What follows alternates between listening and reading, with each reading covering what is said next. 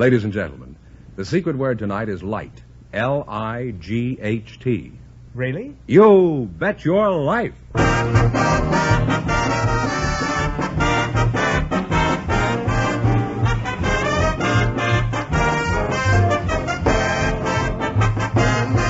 more than 3,000 DeSoto Plymouth dealers of America present the best of Groucho. Yes, friends, it's a Groucho summertime. By popular demand from your letters, from rating histories, and the acclaim of critics, the DeSoto Plymouth dealers bring you selected shows from You Bet Your Life, the comedy quiz series produced and transcribed from Hollywood. Groucho Marx is on vacation, friends, and will return in the fall. Until then, it's fun and laughs each week this summer as we proudly present some of the best of Groucho's past shows. And here he is, the one, the only... Groucho! That's me, Groucho Marx.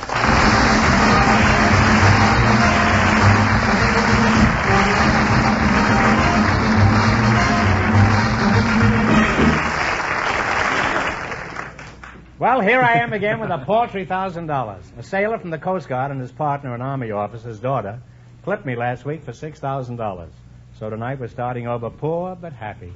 Who's first to try in this harlequinade tonight, Mr. Fenneman? Well, we invited some airline pilots to the program tonight, Groucho, and just before we went on the air, our studio audience selected Mr. Boyd O'Donnell. His partner, selected from the audience, is Miss Irene Merlin, the ship's nurse, and here they are. Folks, meet Groucho Marx. Well, welcome for the DeSoto Plymouth dealers. Say the secret word and you'll divide $100. It's a common word, something you see every day. Irene Merlin, is that right? That's right, Groucho. That's a lovely name. Where are you from, Irene? Well, I was born in Proctor, Minnesota. You're the pilot, Mr. Boyd O'Donnell, huh? That's right. Where are you from, Boyd? I'm from originally Cedar Rapids, Iowa. Are you married? No. It's the kind of a pilot I like to meet. He's got his feet on the ground.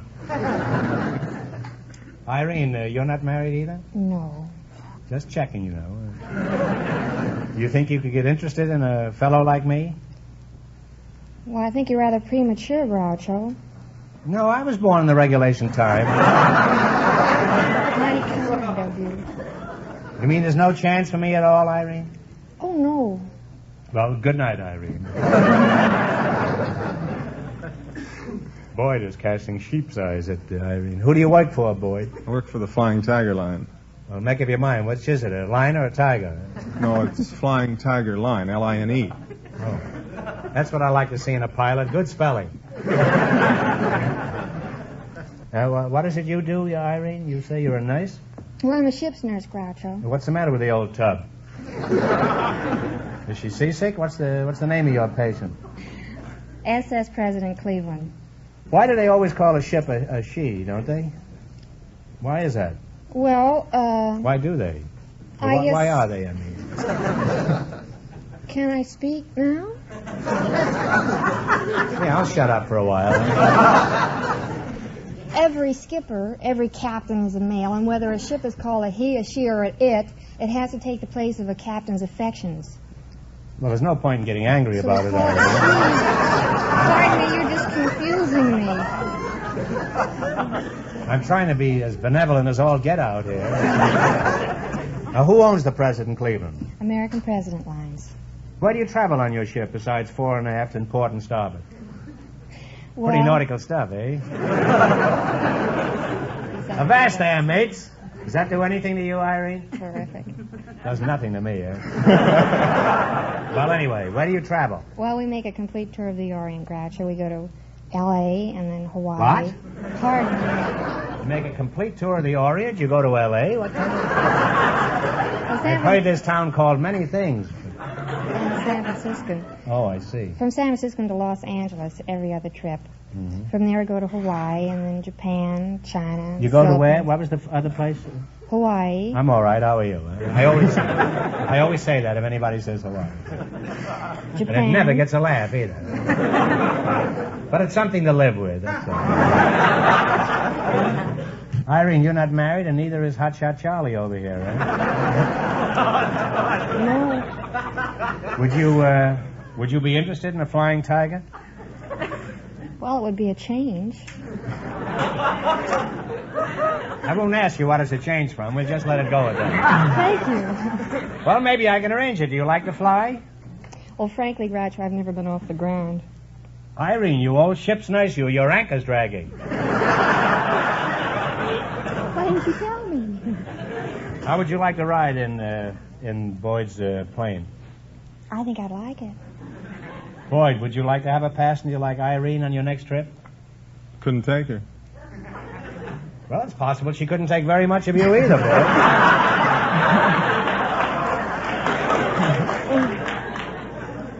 We're a very friendly trio, don't you think? Couldn't take her. That's what I like in a pilot, romance. I assume you mean you don't want her on your plane, and as a representative of American womanhood, I demand an explanation. Groucho, it isn't that. It's that... It isn't what? Well, it isn't that we can't take her. I mean, we're not allowed by the CAA to fly. What's the CAA? That's the Civil Aeronautics Administration. How would they know about it? Well, we only fly freight, you see, domestically, and we're not allowed. Some pretty fair freight there, I'd say. Well, you two make a wonderful couple, and I hope you have many happy little seaplanes.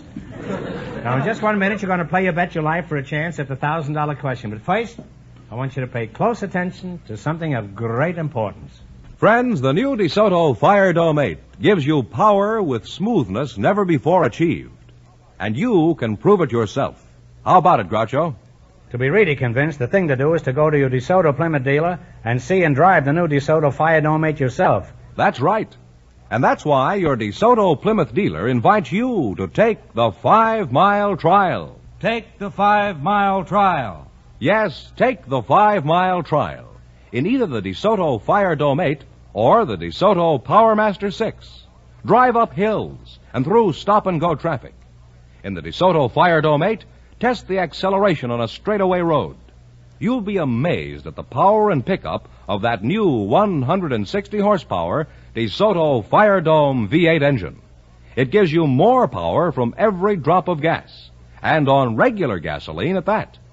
All this, plus DeSoto full power steering that makes turning the steering wheel as easy as dialing a phone.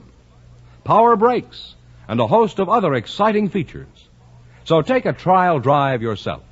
Go to your DeSoto Plymouth dealers and ask to take the 5-mile trial in either the mighty DeSoto Fire Dome 8 or the handsome Powermaster 6. And remember, all dealers who sell DeSoto also sell Plymouth, the low-priced car most like high-priced cars.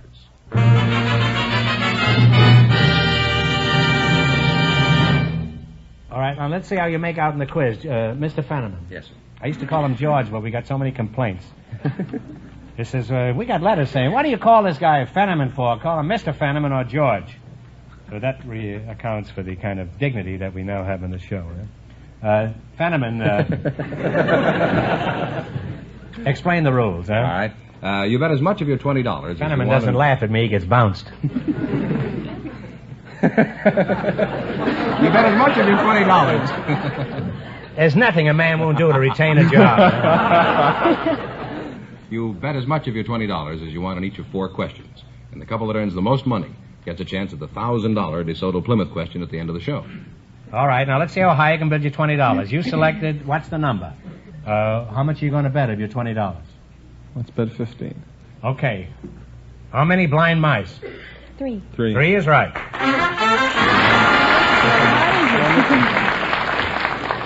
Some rat out there started the applause. You're on your way with $35. Remember, you're going for $1,000 tonight. Now, how much of your 35 are you going to risk? $34.50. Spendthrift. Girl's a spendthrift. $34.50, huh? You're betting, okay. How many leagues under the sea? 7. 12. 12. Think it over. 12. Talk it over. Let's discuss it. Let's tell. How many leagues in this? 12. 7. 14. I'm sorry, it's 20,000. Oh, how awful. You have 50 cents.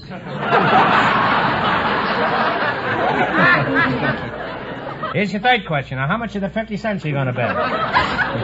Now, don't go crazy now. Will be My spent friend with. says 49 cents. He's still your friend, Irene? Indeed he is. Well, that shows you money isn't everything. Okay. How many men on a dead man's chest? 7. Well, say it out loud. 7. No, I'm sorry. It's 15. You've got 1 cent left. All right, now here's your last chance to beat the other couple.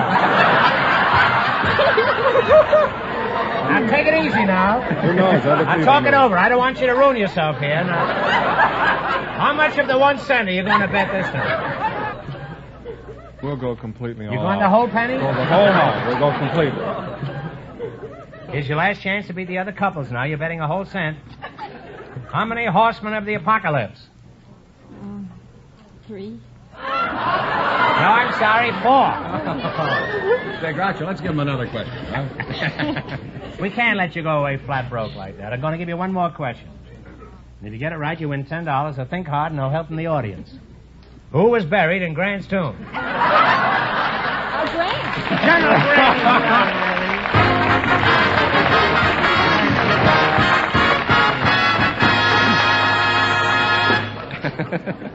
We invited... I bet they make a fat living on quiz shows, those two. I hear they go from quiz shows to quiz show, cleaning up all over. Groucho, we invited some studio location men to the show tonight, and just before we went on the air, our studio audience selected Mr. Jack Lawton. His partner is a housewife from the audience, Mrs. Elsa Hansen. Folks, meet Groucho Marx. How do you do? How do you do? Welcome, welcome, kids. Welcome to You Bet Your Life. Say the secret word and divide $100. It's a common word, something you see every day. You're a housewife, Elsa? Yeah, I'm housewife. I'm running lumberjack boarding house. Oh, gee, I wouldn't think so. I thought you were a toe dancer. Where are you from, Elsa, old girl? I'm from Witten, Minnesota. That's farthest up northwestern Minnesota. No more road and no more railroad. No more road and no more railroad? Yes, That's the sir. name of the town you come from? Vinton. Oh, Vinton, huh? Yes, sir. Well, how is it in the summer? Summer is wonderful. Good fishing. Good fishing, huh? Mm-hmm. And Mr. Jack London, huh? Lawton. Lawton. Yeah. You're the location man? Yes, sir. What is a location man? Well, a location man is a sort of an explorer for a motion picture company. I see. Well, I've done a little exploring around the studios myself. Never had much luck, though.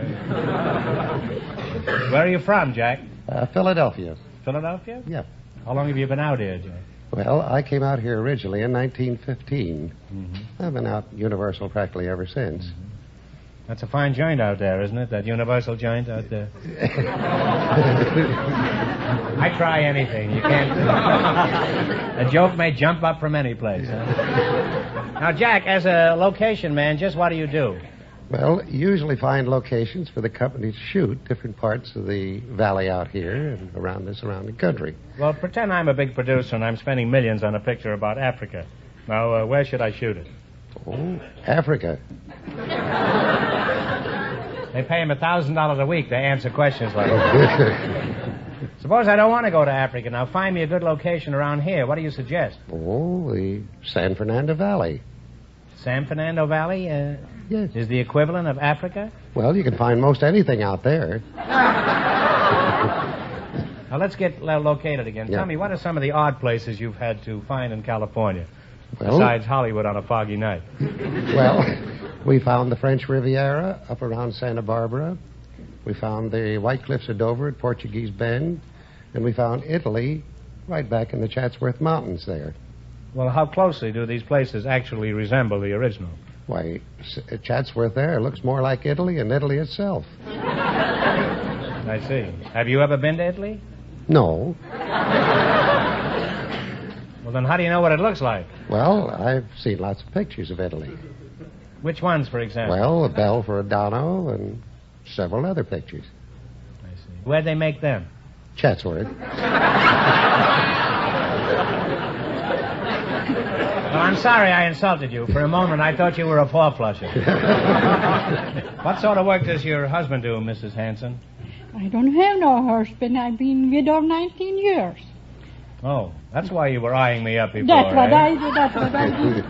Now, did anything unusual ever happen in your boarding house that you could tell us about, Mrs. Hanson? Yeah. So I remember I went 3 years ago to California. Oh, you've been here No, before? not California. I mean Florida. Oh. So then I say to Well, them. there's not much difference. Yeah, that is much. Except that it's much warmer here than it is Yeah, in Florida. I know. I like it better here. Well, you better. You Yeah. want to win any And, money here tonight. I say to there was only one left there. Then he didn't took his stuff and went to the other boarding house. I said, Joe, you better hurry up now. I go in the morning. He says, now, Mrs. Hanson, when you go away, you say, so I'm going to die. I say, oh, Joe, I can't be here taking care of you. I say, you're not going to die anymore now when I'm away, and you can go to the other boarding house. And you know, he died. And I feel I feel I was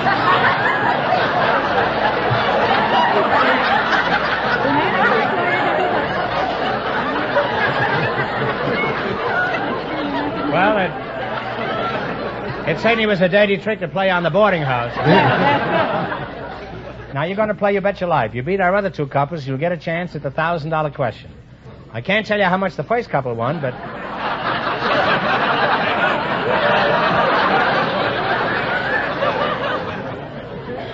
I'll give you a hint. They didn't win all the money. Oh. But Mr. Fenneman, sometimes known as George, is going to remind our listeners. The pilot and the ship's nurse lost all their money, so these people have a clear field. Here we go. Now, let's see how high I can bid you $20. How much of the 20 are you going to bet? 15. Yeah, 15 billion. $15. yes. You selected name the state. Here's your first question. You're going to bet $15. As late as 1947, we were acquiring national parks. The last being the Everglades. In what state is this national park? Florida. Florida is right. And you're off to a good start. You have $35. I have a hunch that you're going to beat the first couple. Remember, you're going for $1,000 tonight. Now, how much of the 35 are you going to bet? 21. Yeah. That's $25. 25. In Hannibal, overlooking the Mississippi, there is a statue of Mark Twain. In what state is this statue? Missouri. Missouri is right. You're really on your way. You have $60. You're sharp as a tack, and here's your third question. How much will you bet? We bet 50 then. You're going to bet 50. 50. On July 8, 1833, the Liberty Bell tolled for the last time. In what state did the bell last ring? Talk it over now. In what state? That was in... I'm sorry, it's Pennsylvania. They now have $10. Well, you're down to $10. That's a shame. Yeah. All right, here's your last chance to beat the other couples. How much of the 10 are you going to bet? We'll bet it all. Bet it all. The Creoles are the descendant of original French and Spanish settlers. In what state are they located? Louisiana. Louisiana is right.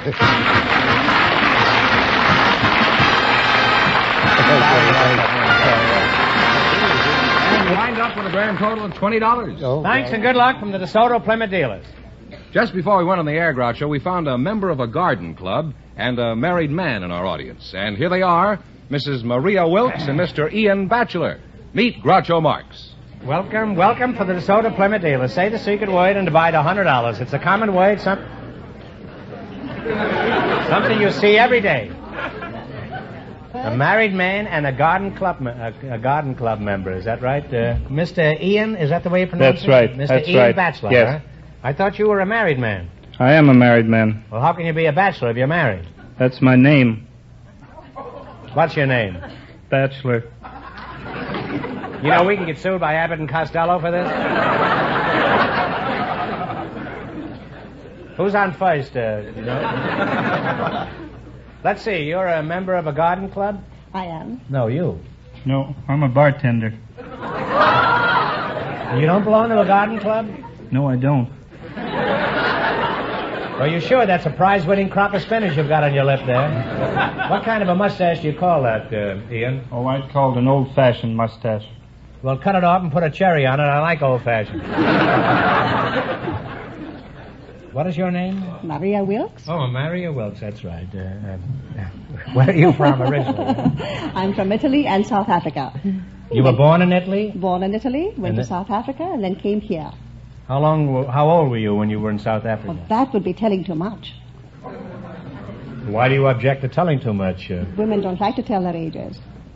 I didn't ask you your age. I just asked you how old you were when you were in Italy. You're a good mathematician. I was a child. You're still a child. Thank you. It's nothing, really. Ian, where are you from? Are you a bottle baby from County Cork? No, I'm from San Francisco. San Francisco, eh? Yes.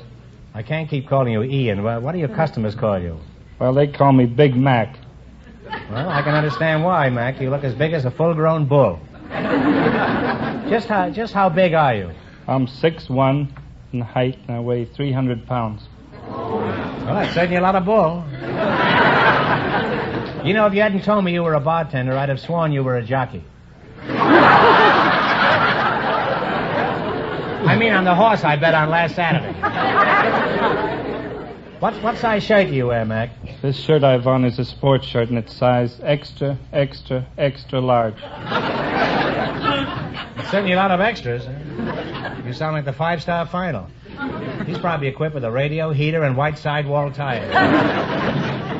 How large are your suits, Mac? They're size 54. Well, that's just the size I buy. That is when I want something to cover my new DeSoto. Where do you do your bartending, Mac? At the Coach and Horses. Are you one of the horses or the coach, eh? Now, Mac, how about food? Are you a big eater? Yes, I'm a heavy eater. For breakfast, I often have 2 ham steaks, a side of hashed brown potatoes, a quart of milk, and a dozen eggs. Doesn't anybody ever send you a care package?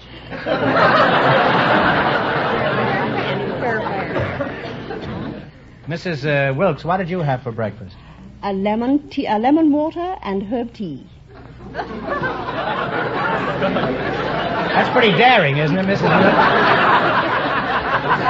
Very nice. Lemon water and herb tea, eh? I used to know a fellow named Herb Tea. I wonder if he's any relation. Mrs. Wilkes, which garden club do you belong to? The Los Angeles Garden Club, the Begonia Society, the Fuchsia Society, the Bulb Society, the Anthroposophical Society. What was that last one? Anthroposophical? What does that mean? That means the study of the higher culture of plants and all the things that go with the higher culture of plants. Could I join one of your garden clubs? We'd be delighted to have you. Let's not overdo it. Are there many garden clubs around here, Mrs. Wilkes? I'd say about 100. 100, eh? Why are there so many? Oh, don't you know that gardening is one of the most important and popular pastimes in Southern California? You're speaking, I presume, of outdoor pastimes. After all, Mrs. Wilkes, don't forget, there's television. Well, you've been an unusual couple, and any time I want to get a pot of geranium, I'll visit Mac's saloon. Now, all right, let's see how you two are going to make out in the battle for the $1,000. You run your $20 into more than our other couples. I can't tell you how much they won, but Mr. Fenneman is going to remind our listeners. The movie location man and the housewife are leading now with $20. Here we go. Let's see how high I can build you $20. You selected animals and birds and songs. How much you going to bet? Talk it over, your partners. Don't you bet about $15? I think 15, yes. What flies over the white cliffs of Dover? This isn't a song now. Do you know what it could be? No, Don't be thinking of Audubon. Be thinking of I know. songs. You know. I don't know the songs. Well, it's Bluebirds. The Bluebirds, I'm sorry. They are $5 now, Groucho. All right, you have $5. How much you going to bet? Let's bet 3. 3. What kind of an animal ain't what she used to be? The old gray mare. The old gray mare is right. Well, you're fighting now. You have $8. You got $8. Remember, you're going for $1,000 tonight. Now, how much of the 8 are you going to bet? 6. $6. What sings in Berkeley Square? It's from a song. Don't you know the tune? It's Well, it's a nightingale. Nightingale, I'm sorry. A nightingale sang in Berkeley Square. See, if I can only get a chance to sing on this show. They have $2 I sing now. so beautifully. They have $2 now. Oh, they have $2, eh? All right, here's your last chance to beat the other couples. How much of the $2 are you going to bet? We'll bet the two, of course. The $2. What came over the mountain to see what he could see? The bear. The bear is right. Put it down, Mike. Here's one more chance to win some money. Get this one right, and I'll give you $10. No help in the audience, please. What kind of birds do you find on the Canary Islands? Canaries is right.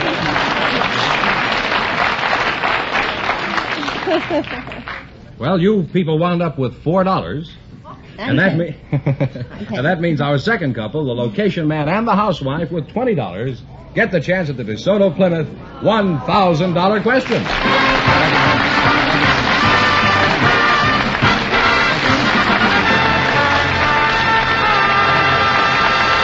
Thanks and good luck from the DeSoto Plymouth dealers. Well, in just 1 minute, I'll ask them the big question. But first, here's something of interest to everyone. You know, friends, it stands to reason that skilled hands, expert mechanics, using the latest scientific equipment, can do a far better service job on your car. That's why you should take your car for service to a DeSoto Plymouth dealers. There you'll find master technicians, men with the experience to cope with any automotive job. And consider this, too. DeSoto Plymouth dealer mechanics are kept up to the minute on the latest factory methods and new money-saving techniques. Recently, for example, more than 6,000 of them attended schools across the nation, conducted by factory service executives. DeSoto Plymouth dealer mechanics work with the most modern tools and equipment to give you a better job in a shorter time. So, for the skilled attention that will keep your car on the road for many, many miles of carefree driving, for courteous, prompt attention at a price that's fair, drive in where you'll see the famous sign of better service, the friendly sign of a DeSoto Plymouth dealer.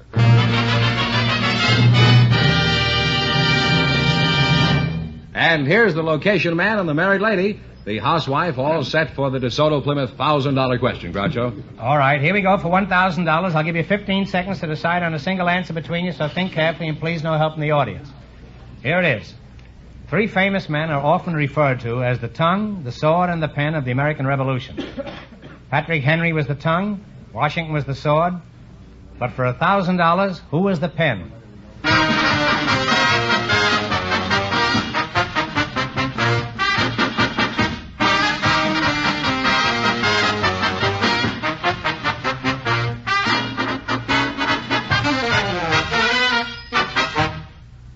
All right, what is the answer you two have decided upon? Franklin. No. I'm sorry. It's Thomas Jefferson. So that means the big question next week will be worth $1,500. Well, you lost the big money, but you cleaned up, didn't you? How much did they win in the quiz, George? $20 in the quiz. $20 in the quiz. Congratulations, and thanks to both of you and to all of our contestants on the show tonight.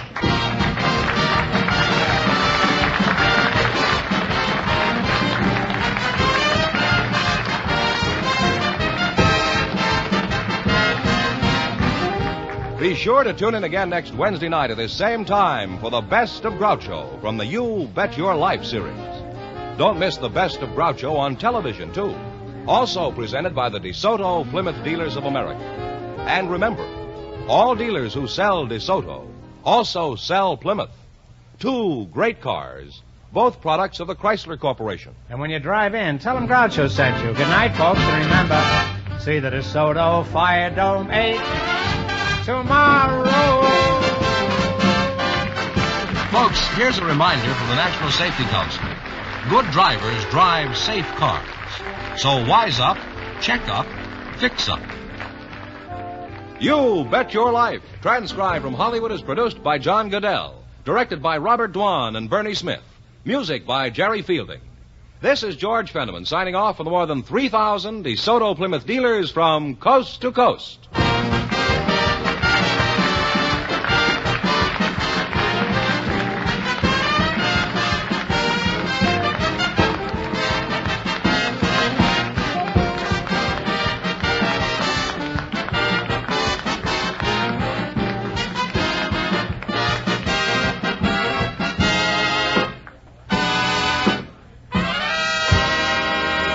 Ladies and gentlemen, the secret word tonight is wall. W-A-L-L. Really? You bet your life.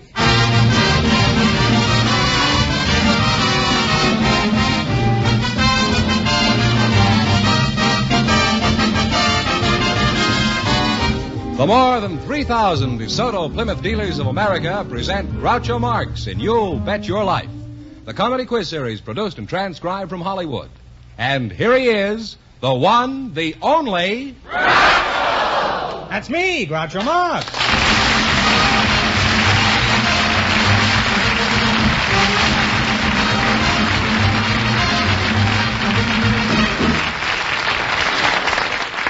Well, here I am again with $1,500 for one of our couples tonight. Deacon Fenneman, who's first to try for the $1,500? Well, just before we went on the air, we asked if there were any young single people present tonight who'd like to get married someday if they found the right person. And here are the two selected from our studio audience, Miss Ruth Meston and Mr. Joe Anderson. Come in here and meet Groucho Marx. Well, welcome, kids, for the DeSoto Plymouth dealers. Say the secret word and divide $100. It's a common word, something you'll find around the house. Ruth Meston, huh? That's right. Mm-hmm. How old are you, Ruth? I'm 21. 21, huh? Mm-hmm. You don't look it. You look like about 20 and a half, huh? And, Joe Anderson, is that right? That's right. How old are you, Joe? 29. 29, right. Decrepit age. Where are you from, Joe? I'm from Panther Creek, Idaho, just north of Sun Valley. You're not married, Joe? No. Oh, well, certainly I can't ask you how you met your wife, can I? How did you meet your wife, Joe? I haven't. What kind of work do you do, Joe? Well, I'm a guide, fishing and hunting guide. Oh, what kind of work do you do, Ruth? Oh, I work in Woolworth's 5 and 10 cent store. You're not married either, No, I'm Ruth? not. No. Suppose if you found a nice, attractive fellow, you'd be interested in him? I surely would. Well, look no further. Get a load of this profile. Well, maybe I can wait a little while longer.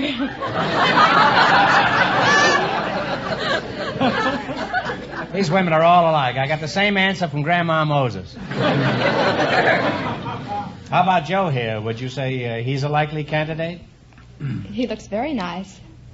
You're in more of a hurry to get married now than you were a minute ago, eh? You women are all alike. You all prefer dashing young men.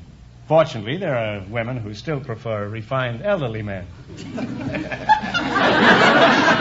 Oh, they have their good qualities, too. They often have money. They're dignified. They sleep a lot during the day. And if you hide their eyeglasses, you always know where they are. Joe, would you like to get married? Oh, sure. Why? Well, they say you live longer. It just seems longer, Joe.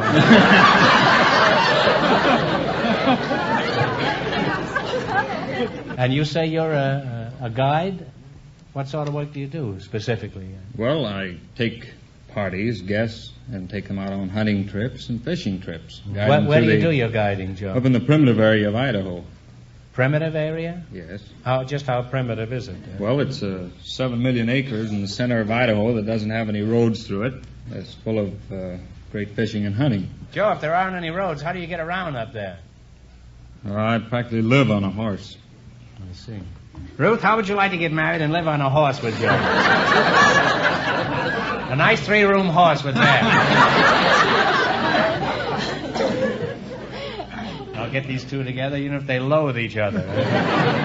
Joe, as a guide in the primitive area, what's the biggest thrill you ever had? Well, I think the first time I went down through the impassable canyon and the river of no return in a rubber boat. He sounds like Kukul, Fran, and Ollie. Joe, I'm afraid you've spent too much time alone in the forest. What are you... Just what are you talking about? Well, the Middle Fork of the Salmon River is in this Now, primitive... what kind of... Is that smoked salmon, or is that... No, fresh salmon. Oh. The salmon swim upstream? That's right. Well, how do they swim upstream in those little cans? I never did. Well, tell me about this river of no return. Well, we take boat trips down through it, and the reason it's called the River of No Return is because no one has ever made a return trip up the river. Well, then there must be millions of people up there, huh? You take people up there, and that's the last you ever see it? Well, we take them down the river. And they Take don't them go down back the up. river, huh? They don't go back up. Now, Ruth, do you get a vacation on your job? Yes, once a year. I see. And, Joe, what attractions does the primitive area have for honeymooners? Oh, great hunting and fishing. Well, that sounds wonderful for a couple of newly married rainbow trout. Well, it was a pleasure to have you two on the program. And, Joe, if I ever want to go hunting, I'll drop into the 5 and 10 and hunt for Ruth here. Now, in just 1 minute, you're going to play You Bet Your Life for a chance at the $1,500 question. But right now, I want you to pay attention to a matter of great importance.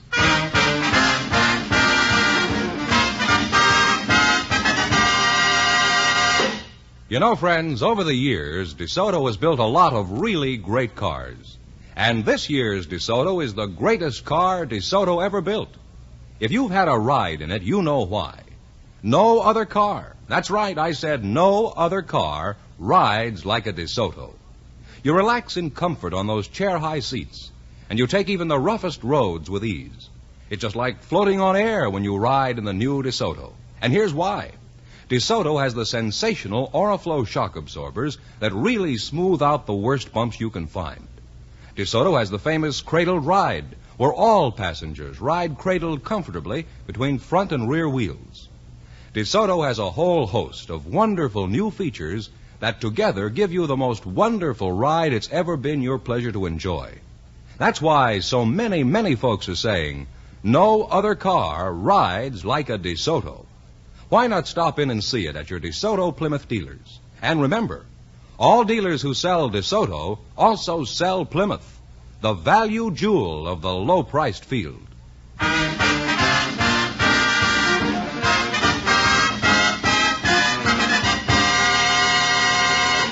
All right, now let's see how you make out in the quiz. George, Mr. Fenneman, would you mind explaining the rules? You bet as much of your $20 as you want on each of 4 questions, and the couple that earns the most money gets a chance at the $1,500 DeSoto Plymouth question at the end of the show.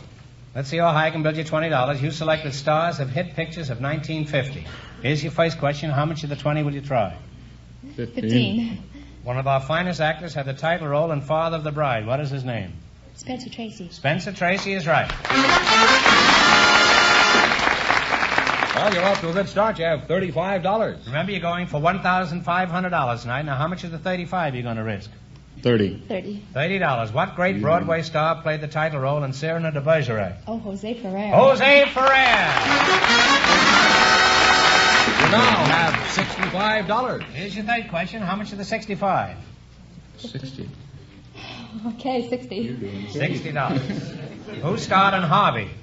James Stewart. Jimmy Stewart is right.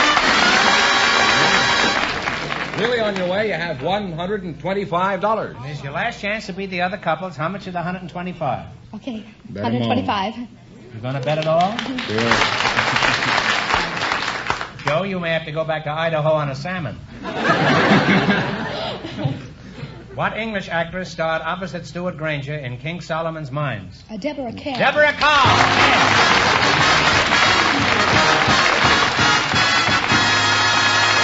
And you wind up with $250. Thanks and good luck from the DeSoto Plymouth dealers. Groucho, because this is public school week, we invited some principals to the program tonight. And just before we went on the air, our studio audience selected Mr. Robert Purdy. His partner is a housewife from the studio audience, Mrs. Elizabeth Ramish. And here they are. Folks, come in here and meet Groucho Marx.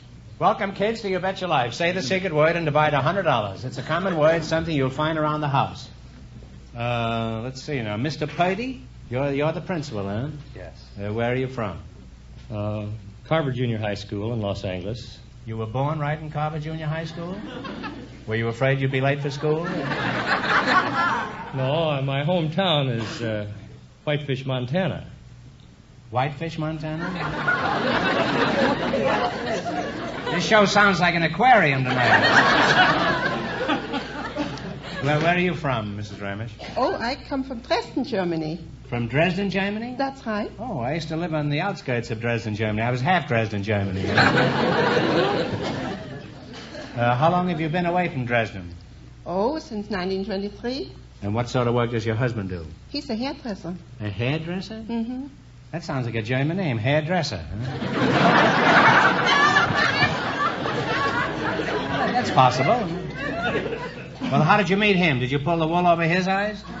No, I didn't pull the wool over his eyes. I tell you, I was in this country 5 days and took a job as a physician, as a nurse to 2 children.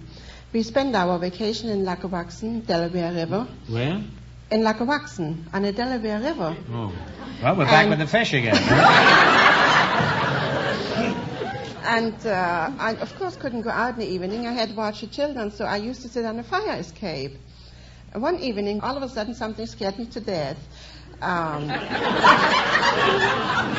were you waiting for this? No, I wasn't waiting for this. I was just sitting there minding my own business, watching the stars and the moon. Something flew over the fence, and it looked very much like a rag. A rag flew over the fence? Yeah. And,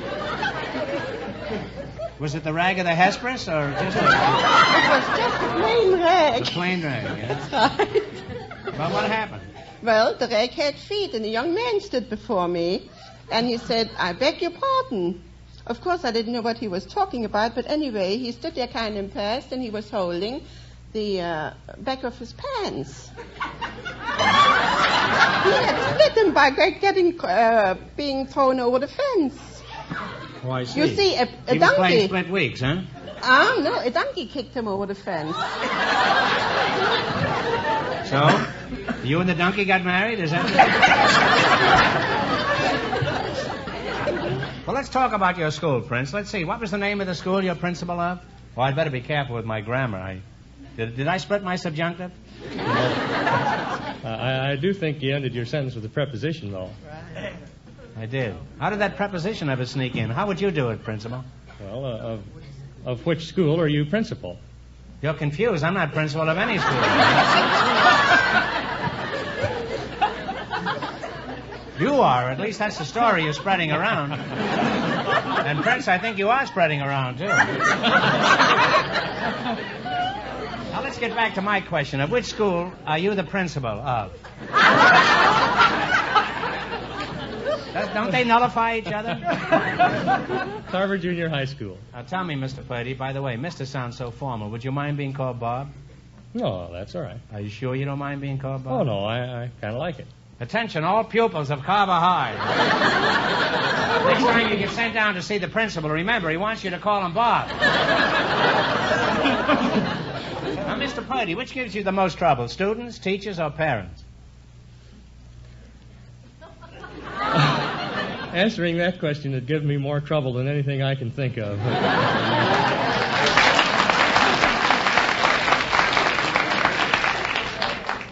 You realize, of course, that you just split an infinitive. I certainly didn't expect that from you. Aren't you a little embarrassed? Yeah, well, I could say that that's becoming common English usage. Well, perhaps, Mr. Purdy, but on this show we'd prefer that you didn't split your infinitive. You see, we have many impressionable children listening, and you're setting an unforgivably poor example. Now, I want you to stay after the program and write 100 times on the blackboard, "I am a schlemiel."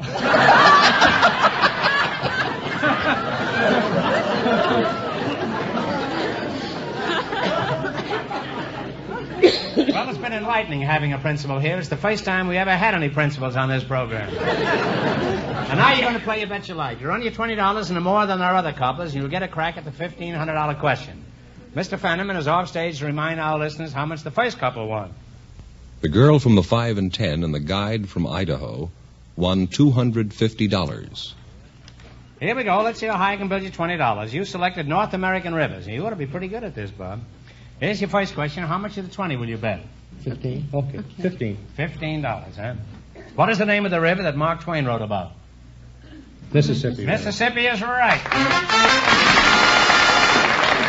And you're off to a good start. You have $35. Remember, you're going for $1,500 tonight. Now, how much of the 35 are you going to try? 30. He says 30. The lady's $30. What is the name of the Alaskan river that served as a highway for the gold miners?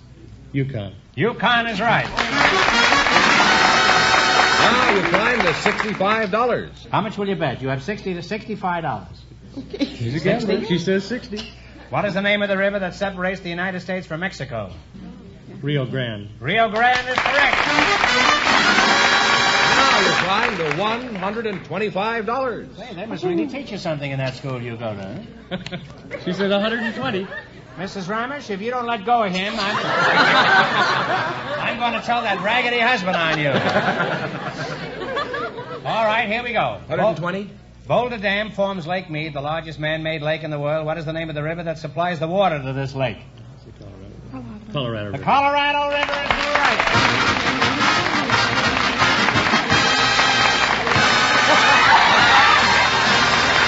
And you two wind up with $245. Thanks from the DeSoto Plymouth dealer.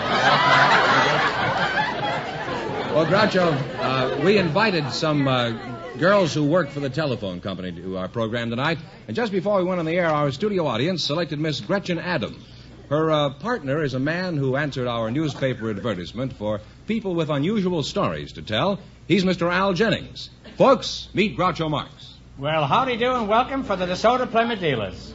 Say the secret word and divide $100. It's a common word, something you'll find around the house. You work for the telephone company, Miss Adam? Yes. Where are you from, Gretchen? Santa Monica. And how old are you? 24. 24. Well, you don't look it. You look like 23 and a half. Mr. Al Jennings, when were you born? I arrived in the middle of the Civil War. You mean you were shot out of a cannon? You're not General Grant, are you? No, I'm Stonewall Jackson. Oh.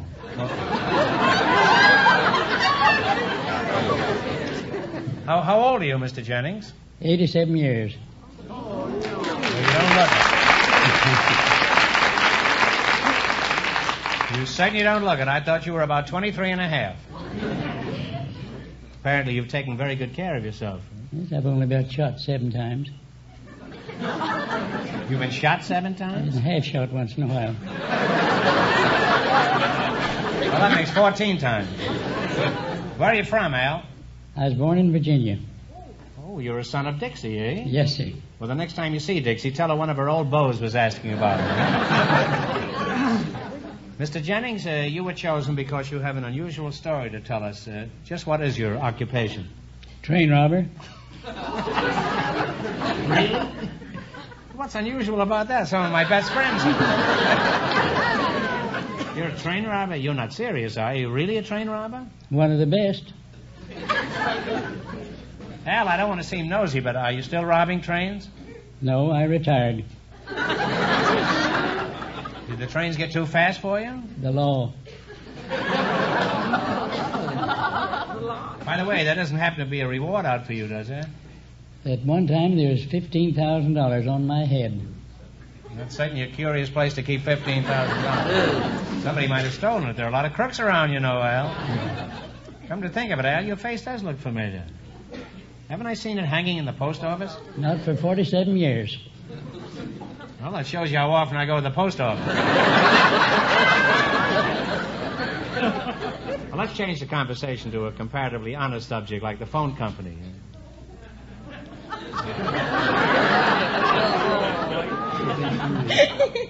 Where do you work, Gretch? Associated Telephone Company, Westwood. You work in Westwood?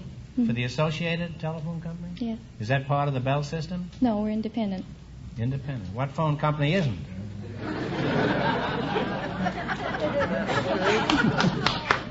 Have you tried to get your bill chopped down lately? What do you do for this outfit? Oh, we take new service and complaints and change of service. I heard the phone company was broke. Somebody told me it was in the hands of the receiver. Is that right? Al, let's hear your story. Why did you start robbing trains? Well, it's easier than robbing banks. Ask a crooked question, you get a crooked answer. Let's put it this way. What made you decide to become an outlaw? They murdered my brother. They murdered your brother? Yes, they shot him in the back. What line of work were you doing before you were a bank robber? I just served as county attorney of Canadian County, Oklahoma. Oh, you were a lawyer, too? Yes, right? sir. And that's why you decided to become a bandit? You wanted to go straight? Is that it? That's different from the two professions. Well, what was your biggest holdup? About $75,000. And how did that happen? Well, I had an inside information, and the money was there. From who? An honest citizen. Well, how did they finally catch you? Did you forget to file an income tax return? No, I was betrayed. Shut up quite a bit. Well, who betrayed you? This fellow who had tipped you off? A horse thief that we used to stay with occasionally. You ran around with a fine gang. Now, what did they do to you after they caught you? Did they hang you? No, they sent me up for the period of my natural life and 5 years besides. And how long did you serve? 3 years and 4 months. And I was commuted by McKinley through Mark Hanna. And then I was rearrested and taken to Leavenworth for 5 years more. And I beat that out on a writ of habeas corpus. Habeas corpus. I don't mind. Habeas corpus is all right. Well, you got off pretty easy, didn't you? Oh, fairly. Why was that? Why did you get off with such a light sentence? Why did McKinley... You see, I met a good many friends in the penitentiaries, men of distinction, burglars and pickpockets, and bankers and lawyers and businessmen. They had all representatives there. Didn't you hate to get out of there and leave all these fine fellows? No, I really got weary of it. It's too much the same thing. There was too much stealing on the inside. I wasn't getting my cut. Now, what happened? Then I got a pardon from Theodore Roosevelt. You went through all the presidents, didn't you? He gave me a full and free pardon. Well, Al, it's been very entertaining talking to you two, and Al, I may call on you one of these days. I can't crack open my daughter's piggy bank. Well, so I'll give you a buzz one day on Gretchen's telephone. Now, let's see how you two are going to make out in the battle for the $1,500. You run your $20 into more than our other couples. I can't tell you how much they won, but George is going to remind our listeners. The girl from the 5 and 10 and the guide from Idaho are still leading with $250. Here we go. Let's see how high I can build you $20. You selected nicknames of states. Here's your first question. How much of the $20 you going to risk? No. 15. $15. What state is known as the Hawkeye State? Ohio. One answer between you now. Pennsylvania. Pennsylvania. No, I'm sorry. It's Iowa. And you must have robbed trains in Iowa. You should have known that. Remember, you're going for $1,500 tonight. Now, how much of the five... They have $5. They have $5. Now. How much of the $5 you're going to bet on your second question? Bet 2.5. Have something to Betting 2.5. Here's a man who once had $15,000 on his head. What state is known as the Wolverine State?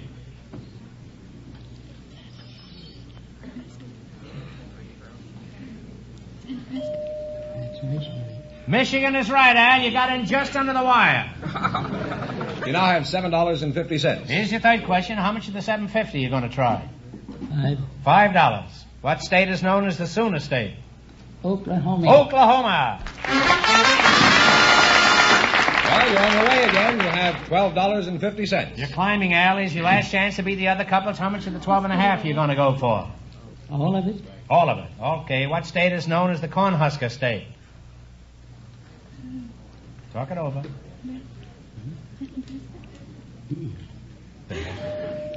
It's over. Well, I'm sorry. It's Nebraska. But we can't let you go away from here flat broke, Al. Have you got anything on you? First, I want to frisk you. All right, we can't have anybody going away broke. I'll give you one more question, get it right, and you will win $10. Now, no help in the audience now. You ready? From what state do we get Washington apples? Washington is right. Thanks and good luck from the DeSoto Plymouth dealers. And Groucho, that means that the girl from the 5 and 10 and the hunting guide with $250 get the chance at the DeSoto Plymouth $1,500 question.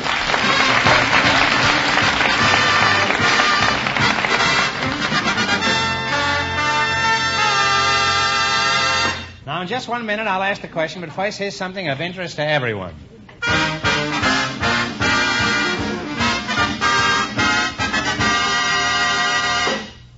It's nice to look ahead to a summer of pleasant driving. But let's look back a moment. Back to winter and cold weather. Those wintry days of freezing cold and rough driving conditions were a lot harder on your car than you may realize.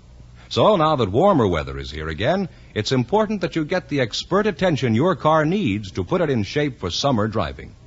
The place to take it is at DeSoto Plymouth dealers. Here, factory-trained mechanics will give your car a thorough inspection. They'll check the entire electrical system and the chassis, including steering and brakes, and do whatever is necessary to get your car ready for summer driving. They'll tune the engine. They'll see to it that your radiator is drained and flushed, and the right oil is put in the engine. Yes, these DeSoto Plymouth dealer mechanics will do all the things that should be done to put your car in shape for thousands of miles of trouble-free, economical operation. Well, not only that, at a DeSoto Plymouth dealers, the service is prompt. The price is fair. So take your car for a spring tune-up tomorrow. Stop in where you see the familiar sign of better service, the sign of a DeSoto Plymouth dealer.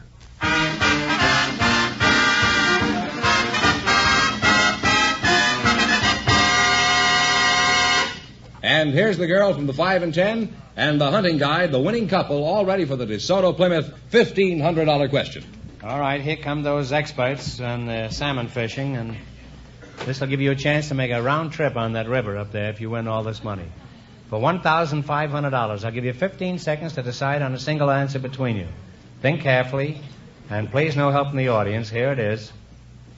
On August 7, 1782, General George Washington authorized what is now our oldest military decoration. It was originally called the Badge of Military Merit. What is this military medal?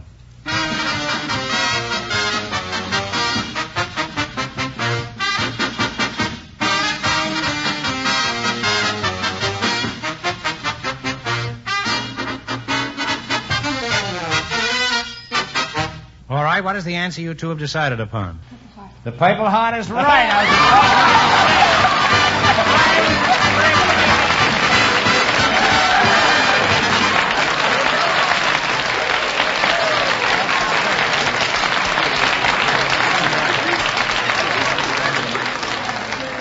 That's right, you win $1,500.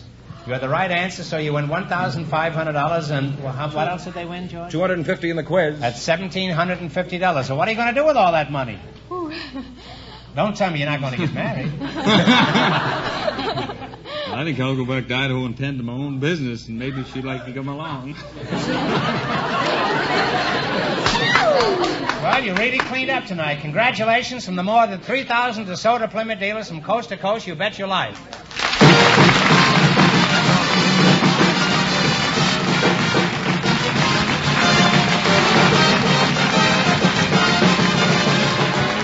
Be sure to tune in again next Wednesday night at this time for the Groucho Marx Show, when the big question will be worth $1,000.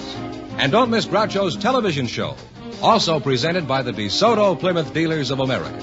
And remember, all dealers who sell DeSoto also sell Plymouth.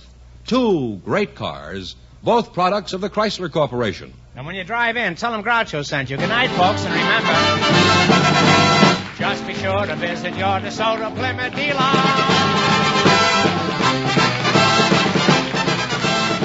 Folks, strike back at cancer. Give generously to the American Cancer Society's 1951 crusade. You Bet Your Life, transcribed from Hollywood, is produced by John Goodell. Directed by Robert Dwan and Bernie Smith. Music by Jerry Fielding. This is George Fenneman signing off for the more than 3,000 DeSoto Plymouth dealers from coast to coast.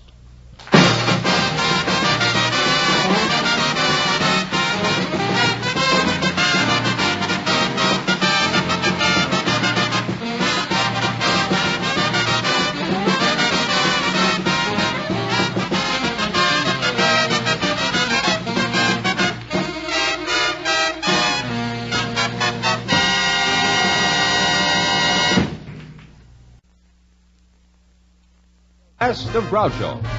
Yes, friends, it's a Groucho summertime. By popular demand from your letters, rating histories, and the acclaim of critics, the DeSoto Plymouth dealers bring you selected shows from You Bet Your Life, the comedy quiz series produced and transcribed from Hollywood. Groucho Marx is on vacation, friends, and will return in the fall. Until then, it's fun and laughs each week this summer as we proudly present some of the best of Groucho's past shows. And here he is, the one, the only... That's me, Groucho Marx.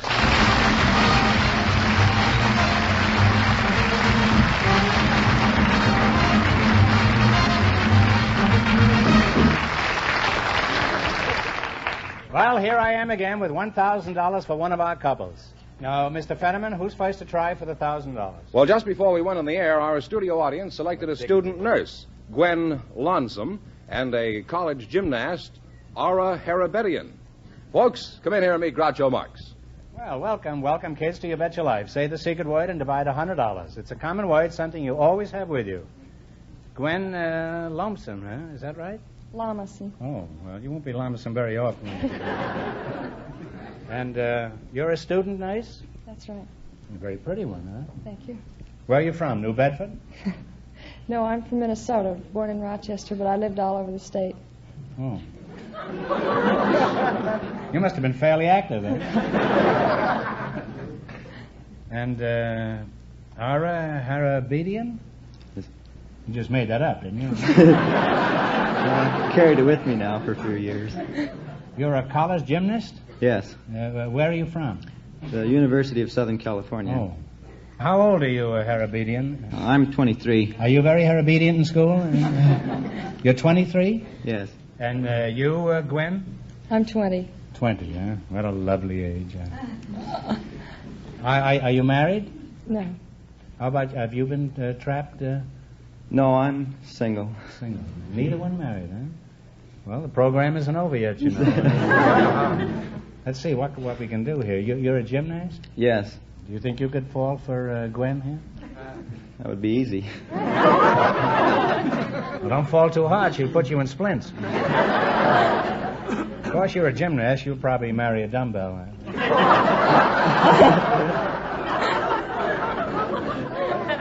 That's known as the easy joke department. Are you a registered nurse, Gwen? No, I'm still a student. I see. Well, I'd say you've registered with Ara over here. Do you nurse anybody besides students, Gwen? We nurse anyone. You don't care whether they're sick or not, huh? You nurse them anyway? We prefer that they're sick. That's nice. She goes around hoping people are sick, huh? You must have Frankenstein blood in you, or Charles Adams. Just what is a student nurse? Well, it's someone who's studying to become a graduate registered nurse. Mm-hmm. Well, where are you doing this? Well, I'm studying at the Bishop Johnson's College of Nursing at the Hospital of the Good Samaritan. Oh. You have to say that whole thing every time anybody asks? Can't you just say you're studying Bishop Johnson and let it go at that? What are your school's requirements? Could I become a student nurse? Well, first you have to be between the ages of 18 and 35.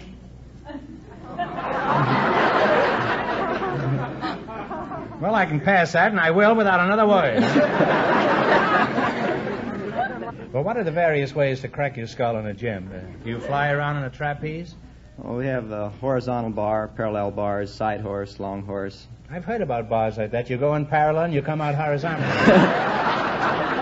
Let's have the 3 side horses and 1 long horse. Huh? Would you mind describing one of these gym cracks? Well, let's take the long horse. It's a piece of apparatus stands about 4 feet high and is about 5.5 feet long. So when you run the length of the gym and hit a takeoff board and vault over the horse, either hitting the near end or the far end of the horse. Mm-hmm. That's all you do in school is just try to hit the far end of a horse? Well, I suppose that's cheaper than betting on him. Well, you're a charming couple, and I expect you to get married as soon as you leave here. That'll be $2, please.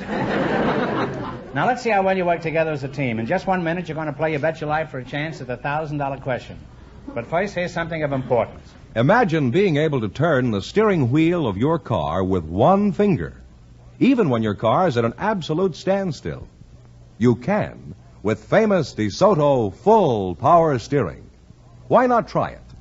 Go to your DeSoto Plymouth dealer and take the 5-mile trial. Take the 5-mile trial.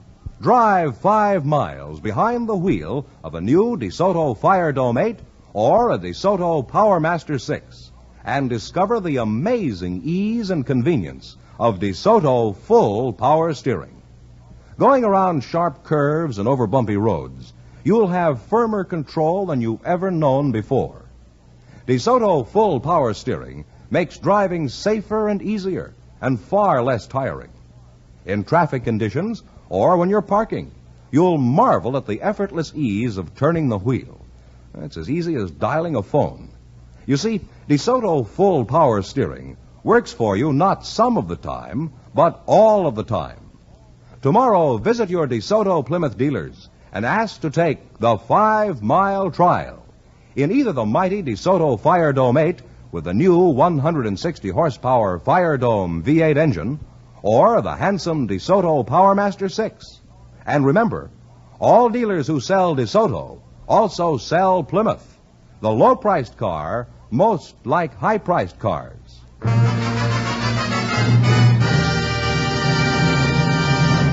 All right, now let's see if you'll get a chance at the $1,000. Mr. Fenneman. Yes, sir.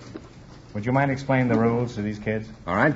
You bet as much of your $20 as you want on each of 4 questions. And the couple that earns the most money gets a chance at the $1,000 DeSoto Plymouth question at the end of the show. Here we go. Let's see how high I can build you $20. You selected popular singers, past and present. Here's your first question. How much will you bet?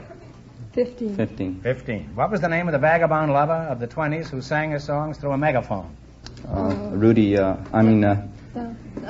it over now. You want to answer? Rudy Valley. No. Rudy Valley is right. One answer between you, so talk it over. Well, you're on your way. You have $35. Now, remember, you're going for $1,000 tonight. How much of the 35 you going to risk? 30. 30. What is the name of the versatile vocalist on the Jack Benny Show? Dennis Day. Dennis Day is right. You're really climbing now. You have $65. 65. How much of the 65 you're going to bet on your third question? 60. $60. What is the name of Tommy Dorsey's former vocalist who swept the nation's Bobby Soxers off their feet? Frank Sinatra. Frank Sinatra. Now you've climbed up to $125. And how much of this 125 you're going to risk? Shoot the works. Okay, that works. 125. After trying for years, one song, That's My Desire, made an overnight sensation of this singer. What's his name? Frankie Lane. Frankie Lane is right.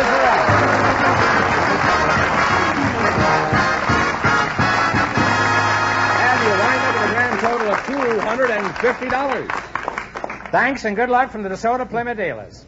Groucho, we invited some private detectives to the program tonight. Oh, a private detective is a light-hearted loon if you listen to popular rumor. No, you wouldn't understand that. These detectives. I'd like to introduce the next couple. Really, I would. Maybe they know each other.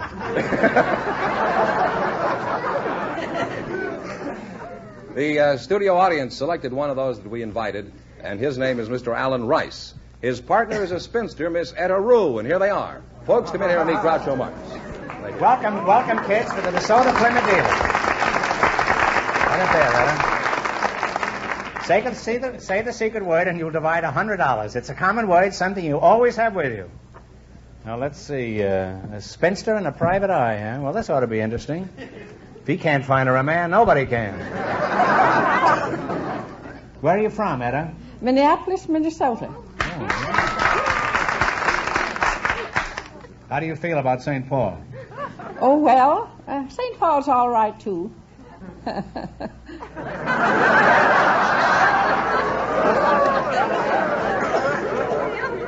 hollow laugh, if I ever heard one. Huh? How is it you're a spinster, a charming girl like you, Etta? Well, I've had a great number of gentlemen friends, but somehow or other I didn't quite make the grade. Now, if you found the right man now, would you marry him? Oh, yes, indeed.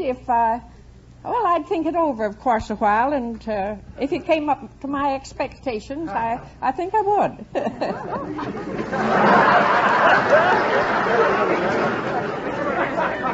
You feel the same way about him as you do about St. Paul, I think.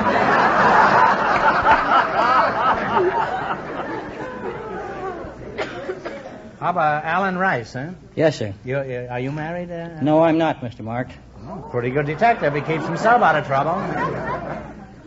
Etta, are you casting sheep's eyes over there? Oh, no, I was kind of looking at you.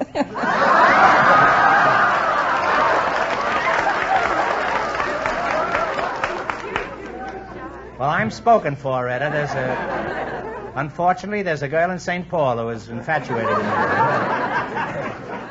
You say you're a private eye. Where do you do your gumshoeing? Well, I have my own agency here in Hollywood. What do you do, Bureau of spy on Investigation. yourself? Huh? Secret Service. Oh, Secret Service, huh? I better be careful what I say here. Do you work for the government? No, we call it Secret Service because all of our investigations are strictly confidential. Eder, I think he's your man. Or aren't you interested in a confidence man? Oh, I'm interested in most any kind of man at this age.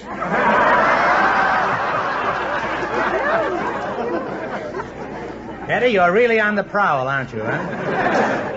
Eder, a gentleman never asks a woman her age, so tell me, how many years ago were you born? Oh, well, 66 and maybe a little bit more.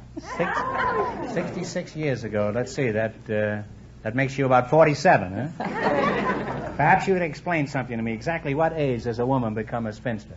Oh, a woman never becomes a spinster if she keeps young and keeps a young mind and goes around with the fellas and all this and that. She never becomes a spinster. Just what do you mean by all this and that? Well, tries to act young and look young and keep up appearances and go dancing, the square dancing and rumba and all this and that, you know. Eder, I think you've evaded that very well, that question. Hey, Eagle Eye, wake up. This guy's in a transom over here. I'm only kidding, Alan. Actually, you're wide awake, alert, and every inch the private detective. Now stay awake. Now, what's the most common kind of a job you fellows get? Well, the most common jobs we get is department store work for mysterious disappearance of merchandise. Suppose somebody's trying to steal a thimble. Could you detect that instantly? Well, if he was a professional thimble thief, yes. Are there people who would just go around and steal nothing but thimbles? Yes. Now, how can you spot a shoplifter? Do they look like crooks? They look just like you and me.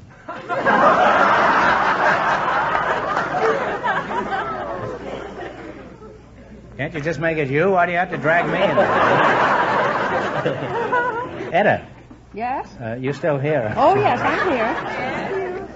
Has anything embarrassing ever happened to you, Eda? Oh, yes, not long ago. Could you relate it to us? I was singing in church. I was singing one of the hymns that they, when we were all singing there, not in the choir, but this was just in the congregation. What were you singing? We were singing, Near My God to Thee. Mm-hmm. And all of a sudden, I opened my mouth pretty wide. I guess wider than I should have. And lo and behold, my upper plate fell right down on the floor.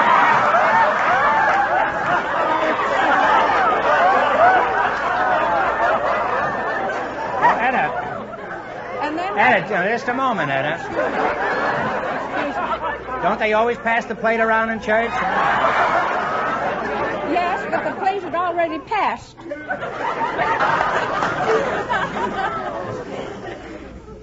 I must say you two have been unusual. I must say that because you really are. However, a few days in bed and I'll be as good as new.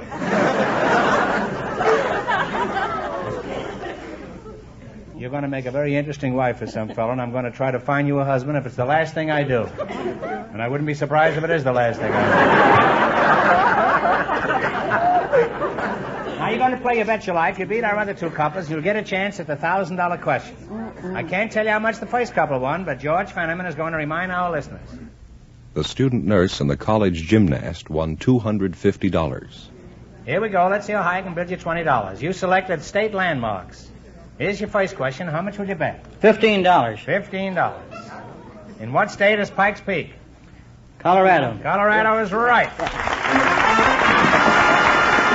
Well, you're on your way. You have $35. Remember, you're going for $1,000 tonight. How much of your $35 you going to bet? $30. In what state do you find the Everglades?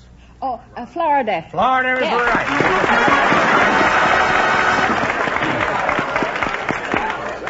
You now have $65. Oh. She's just crazy about herself, this girl. All right. She's pretty cute at that. Now, here's your third question. You're going to bet how much? $60. $60. In what state do you find the Crater Lake National Park? In Oregon. Oregon is right. Now you've climbed to $125. I wouldn't be surprised if Etta winds up marrying herself if she wins this money. It's your last chance to beat the other couples. How much of the 125 you going to risk? All of it. We'll shoot the works. The works. In what state do you find the General Sherman sequoia tree? California. California is right.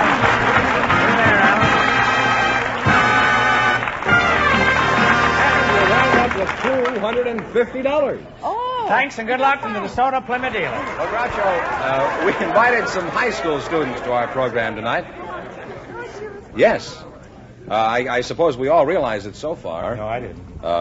What is it?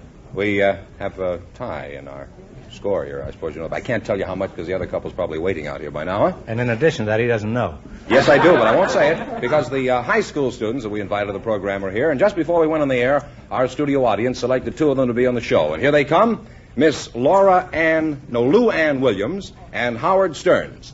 Meet Groucho Marx, kids. Welcome, youngsters, for the DeSoto Plymouth dealers.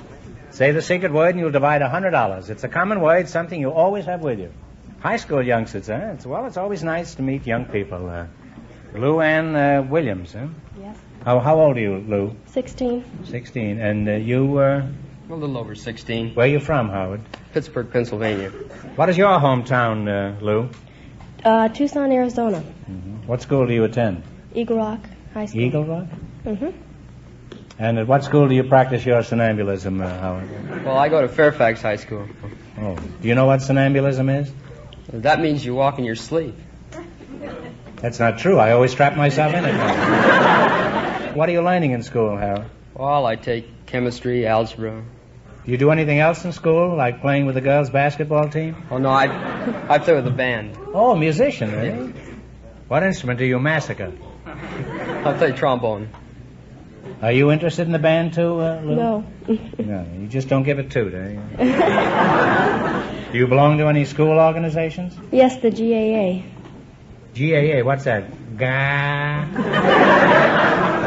Is that like the AAA? No, that's the Girls Athletic Association. Girls Athletic Association. Well, count me out. I'll have no association with any girl who's athletic. But before I break off the association, what is the purpose of it, Lou?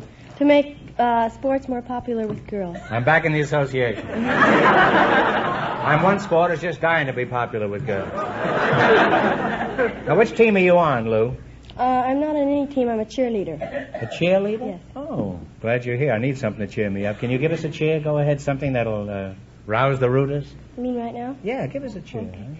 Snickerty, rickerty, rickerty, rack. We're the GA that never falls back. We're the people. We're the stuff. We're from Eagle Rock. That's enough.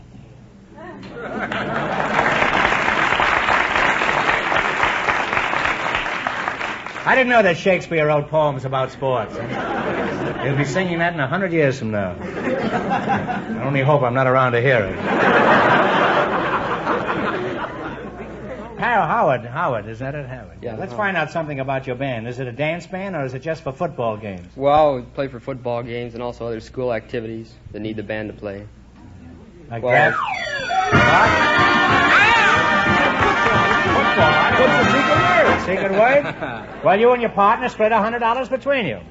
Here's 50 for you, and here's 50 for you. Thank you. Didn't say? You say you just play for football games? Well, we play for school assemblies and rallies. Uh-huh. Do you march in the parades? Yes. Well, when you're marching along in a parade, how do you know what the fellow in back of you is doing? Well, I don't, but it doesn't make any difference. Suppose he happens to be playing a slide trombone and he's reaching for a low note.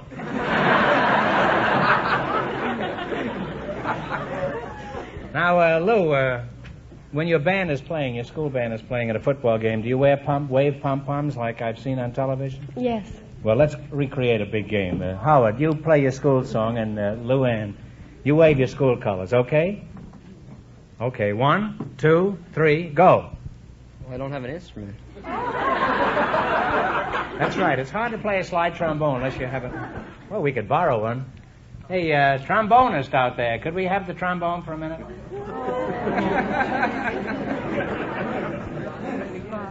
Are you sure you know how to blow this thing, Howard? They can be pretty dangerous, those slide trombones. Well, I want you to play exactly as you do when you're sitting at a football game. Pretend the rest of your band is here, too, and you're all blowing up some school spirit. Now, go ahead, get hot, and Lou Ann, You wave your school colors, Okay. huh? Okay, let's go.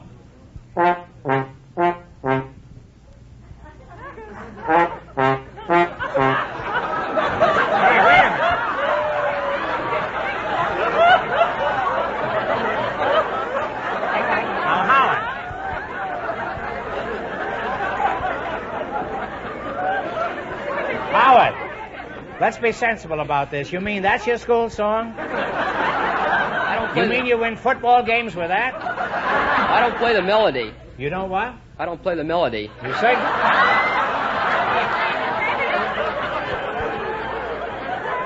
Howard, when you say you don't play the melody, that's the understatement of the year. Are you sure you can play that bugle? Let's try it again. Only this time, forget what you play and give us the old fight song now. Go ahead. Come on.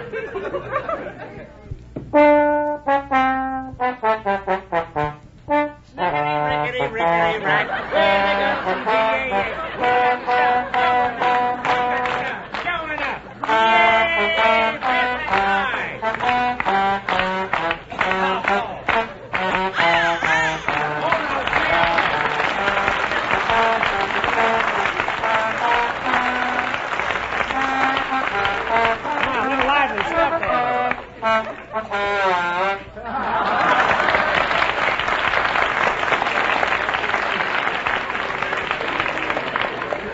Howard, that was magnificent. And I'm sure if you continue practicing like that, you can make a fortune going around breaking leases. All right, now let's see how much you've learned in school. You're going to play You Bet Your Life. You run your $20 into more than our other couples, and you'll get a chance at the $1,000 question. I can't tell you how much they won, but George is going to remind our listeners. The first and second couples are tied with $250 each. Here we go. Let's see how high you can bet your $20. You selected famous inventors. Here's your first question. How much of the $20 you going to bet? 15. 15. Who invented the telegraph? Morse. Samuel Morse is right. Well, you're off to a good start. You have $35. Remember, you're going for $1,000. Now, how much of the 35 are you going to bet? 25. 25. 25. 25? Oh, 30. I think we should make it 25. Make it $27.50, eh? Let's make it 25. Save a little bit for dinner. We're going to find out now who's the boss of this team. All right, what is it, kids? 25. Okay, 25. Who invented the cotton gin? Eli Whitney. Eli Whitney is right. And now you have $60. Here's your third question. How much of the 60 are you going to bet? 55. 55. 55. Who invented the lightning rod? Benjamin Franklin. Benjamin Franklin. $115. Now, how much is your last chance to beat the other couples? How much are you going to bet? Bet it all. Bet it all? Yes. Who invented the incandescent lamp like you use at home? Thomas Edison. Thomas Edison is right. All right, you came through. Huh? And you two kids wind up with $230, and that means that our first two couples, who both won $250, get a chance at the big question together.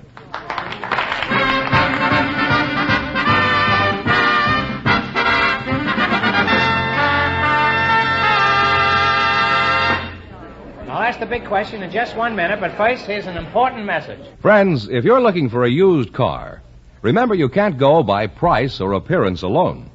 You also have to go by the reputation of the dealer. And that's why so many people like to buy not only new cars, but also used cars from a DeSoto Plymouth dealer. He's a good man to do business with. When you buy from a DeSoto Plymouth dealer, you know you'll get satisfaction. You'll get a used car that's a real value, whether you're buying the latest model or just dependable transportation. Your DeSoto Plymouth dealer has many different makes and models of good used cars on his lot. Some of them are DeSotos and Plymouths he sold when they were brand new and has serviced in his shop ever since. So, before you decide on any used car, drop around and see what your DeSoto Plymouth dealer has to offer. You'll find he has the best used car values in town.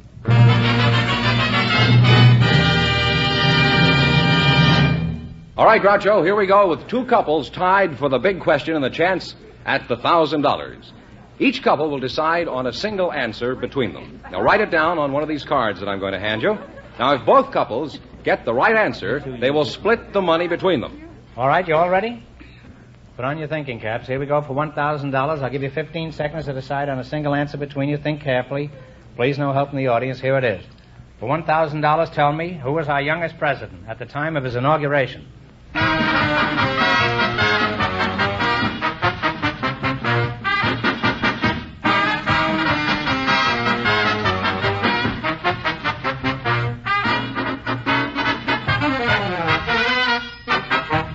Let me see the card.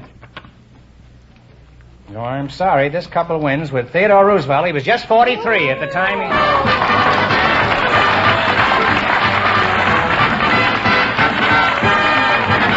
The spinster in the private eye had the right answer, Theodore Roosevelt. The other couple had guessed Franklin D. Roosevelt.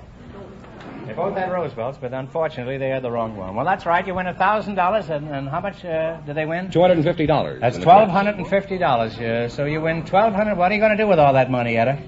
Well, it's out of the question with me, Etta. So let's. I have a friend, an old maid like myself, that's been ill for several years. And she's, it's been 7 years now that she's been ill. And I said if I want any money tonight, I'd help her out. Because she's gone to the end of a rope financially. So I'm going to help her out. Well, that's a wonderful way to spend the money. I'll put it there.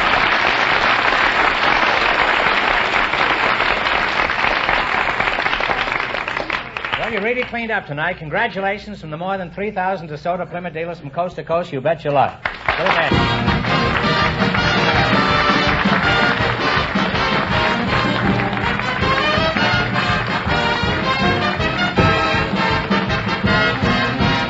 Be sure to tune in again next Wednesday night at this same time for the Best of Groucho from the You Bet Your Life series. Don't miss the Best of Groucho on television, too. Also presented by the DeSoto Plymouth Dealers of America. And remember, all dealers who sell DeSoto also sell Plymouth. Two great cars, both products of the Chrysler Corporation. And when you drive in, tell them Groucho sent you. Good night, folks, and remember, see the DeSoto Fire Dome 8 tomorrow. Folks, here's a reminder from the National Safety Council. The 3 R's of safe driving are ready, reasonable, and right. You Bet Your Life, transcribed from Hollywood, is produced by John Goodell, directed by Robert Dwan and Bernie Smith, music by Jerry Fielding. This is George Fenneman signing off for the more than 3,000 DeSoto Plymouth dealers from coast to coast.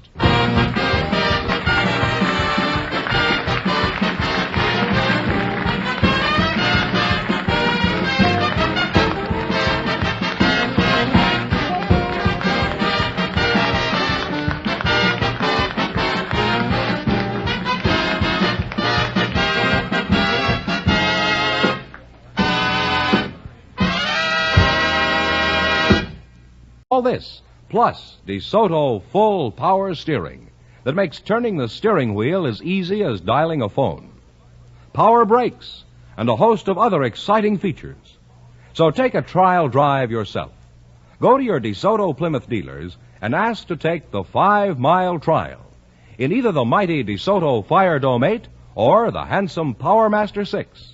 And remember, all dealers who sell DeSoto also sell Plymouth, the low-priced car most like high-priced cars.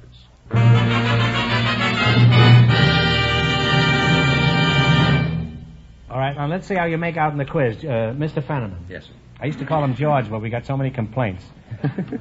It says, we got letters saying, what do you call this guy Fenneman for? Call him Mr. Fenneman or George. So that accounts for the kind of dignity that we now have in the show. Fenneman, explain the rules, huh? All right. You bet as much of your $20. Fenneman doesn't laugh at me, he gets bounced. You bet as much of your $20. There's nothing a man won't do to retain a job. You bet as much of your $20 as you want on each of 4 questions. And the couple that earns the most money gets a chance at the $1,000 DeSoto Plymouth question at the end of the show. All right, now let's see how high I can bid you $20. You selected, what's the number? How much are you going to bet of your $20? Let's bet 15. Okay. How many blind mice? 3. 3. 3 is right.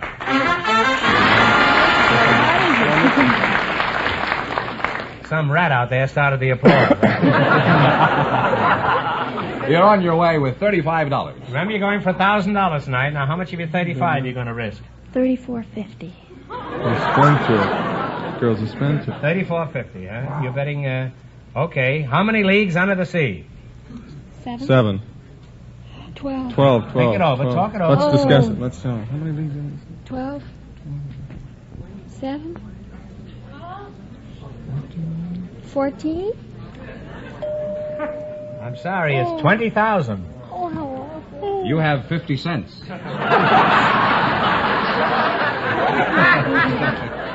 Here's your third question. Now, how much of the 50 cents are you going to bet? Now, don't go crazy. I won't ask you what does it change from. We'll just let it go at that. Thank you.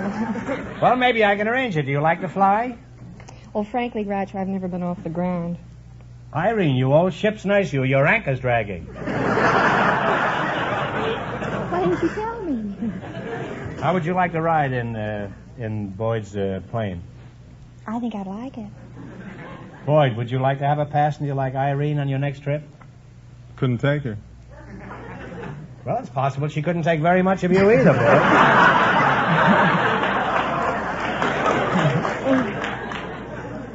We're a very friendly trio, don't you think?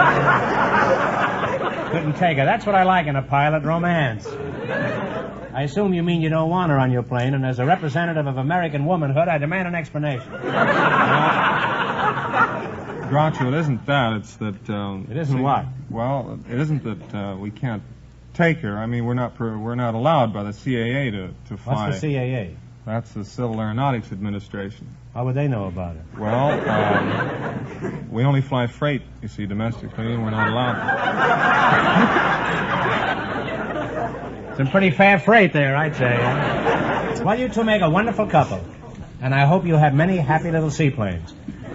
Now, in just 1 minute, you're going to play your bet your life for a chance at the $1,000 question. But first, I want you to pay close attention to something of great importance.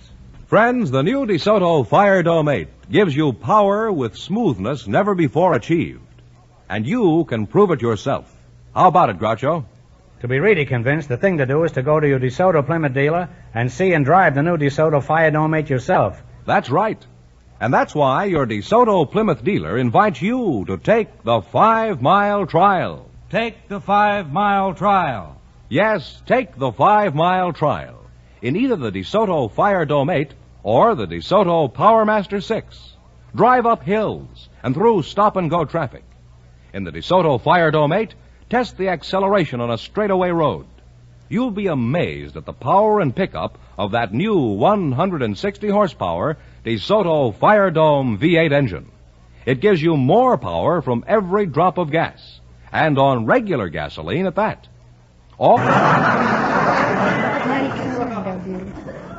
You mean there's no chance for me at all, Irene? Oh, no. Well, good night, Irene. Boyd is casting sheep's eyes at Irene. Who do you work for, Boyd? I work for the Flying Tiger Line. Well, make up your mind. Which is it, a lion or a tiger? No, it's Flying Tiger Line, L-I-N-E. Oh. That's what I like to see in a pilot. Good spelling. What is it you do, Irene? You say you're a nurse? Well, I'm a ship's nurse, Groucho. What's the matter with the old tub? Is she seasick? What's the name of your patient? SS President Cleveland. Why do they always call a ship a she, don't they? Why is that? Well, Why do they? I guess... Why are they, I mean? Can I speak now? Yeah, I'll shut up for a while. Every skipper, every captain is a male, and whether a ship is called a he, a she, or an it has to take the place of a captain's affections. Well, there's no point in getting angry about it, Irene. Pardon me, you're just confusing me. I'm trying to be as benevolent as all get out here. Now, who owns the President Cleveland? American President Lines. Where do you travel on your ship besides fore and aft and port and starboard? Well, Pretty nautical stuff, eh? Avast there, mates. Does that do anything to you, Irene? Terrific. Does nothing to me, eh? Well, anyway, where do you travel? Well, we make a complete tour of the Orient, Groucho. We go to L.A. and then Hawaii. What? Pardon me. You make a complete tour of the Orient, you go to L.A.? What kind of... I've heard this town called many things. San Francisco. Oh, I see. From San Francisco to Los Angeles every other trip. Mm-hmm. From there, we go to Hawaii and then Japan, China. You go to Philippines. where? What was the other place? Hawaii. I'm all right. How are you? I always say that if anybody says Hawaii. Japan. And it never gets a laugh either. But it's something to live with. That's all.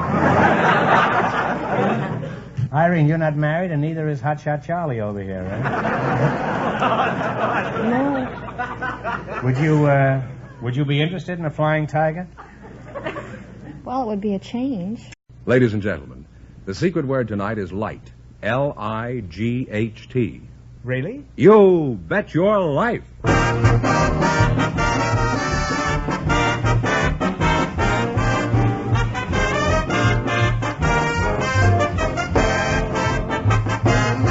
For more than 3,000, DeSoto Plymouth Dealers of America present the best of Groucho. Yes, friends, it's a Groucho summertime. By popular demand from your letters, from rating histories, and the acclaim of critics, the DeSoto Plymouth Dealers bring you selected shows from You Bet Your Life, the comedy quiz series produced and transcribed from Hollywood. Groucho Marx is on vacation, friends, and will return in the fall. Until then, it's fun and laughs each week this summer as we proudly present some of the best of Groucho's past shows. And here he is, the one, the only... That's me, Groucho Marx.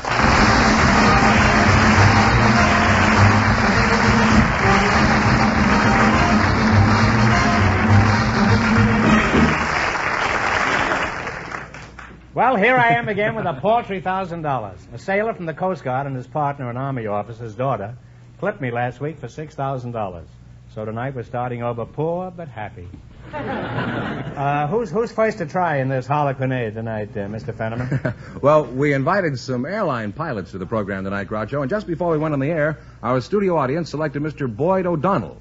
His partner, selected from the audience, is Miss Irene Merlin, the ship's nurse, and here they are. Folks, meet Groucho Marx. Well, welcome for the DeSoto Plymouth Dealers. Say the secret word and you'll divide $100.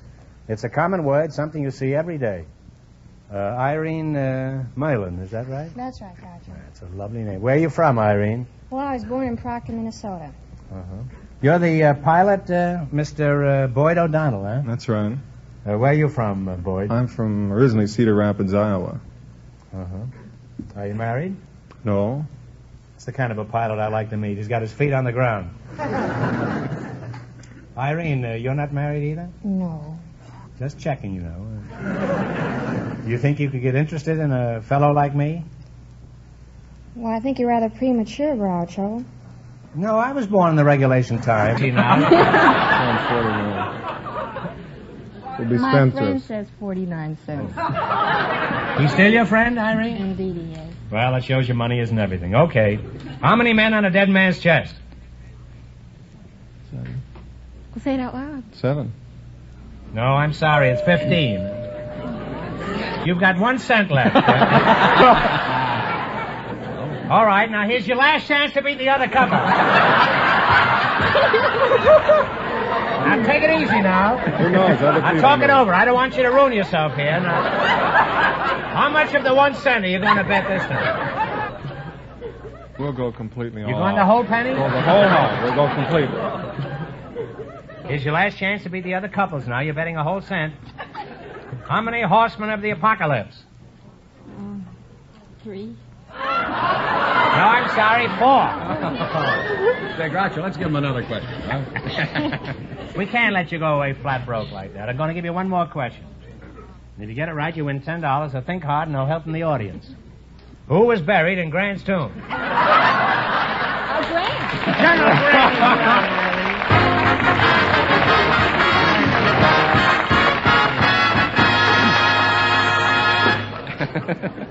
We invited I bet they make a fat living on quiz shows, those two people. I hear they go from quiz shows to quiz show, cleaning up all over. Groucho, we invited some studio location men to the show tonight, and just before we went on the air, our studio audience selected Mr. Jack Lawton.